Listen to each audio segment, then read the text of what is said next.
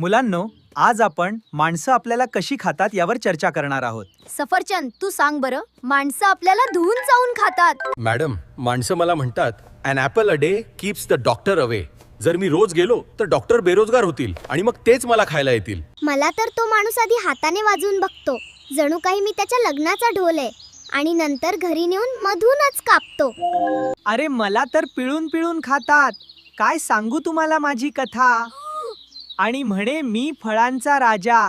Madam, माझं तर आयुष्यात धोक्यात आहे. एक माणूस येतो आणि एकदा 10-12 जणांना उचलतो. आमची फॅमिली प्लॅनिंगच खराब झालीये. मला कापायला माणसाला आधी हाताला तेल लावावं लागतं आणि शस्त्रही मोठं लागतं. मी रडवत नाही, मी सरळ कामाला लावतो. सर, जर आपल्याला कोणी खायला आलं तर आपण पोलिसला फोन करू शकतो का? पूर्ण वर्गात शांतता पसरते. मग सगळे जोरात हसायला लागतात. पोलिसांना कधीही फोन करायचा नाही. फक्त मानवाला समजावून सांगायचंय की बाबांनो, आम्हाला कच्चे खाऊ नका.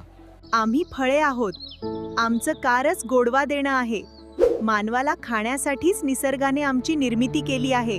आपलं खाणे हे मानवाच्या आरोग्यासाठी अतिशय फायदेशीर असते. आवश्यक असणारी जीवनसत्वे, खनिजे आणि फायबर आपल्यापासून मिळतात. आम्ही रोगप्रतिकार शक्ती वाढवतो, पचनक्रिया सुधारतो, हृदयाचं आरोग्य जपतो, ऊर्जा देतो आणि वजन कमी करण्यास मदत करतो.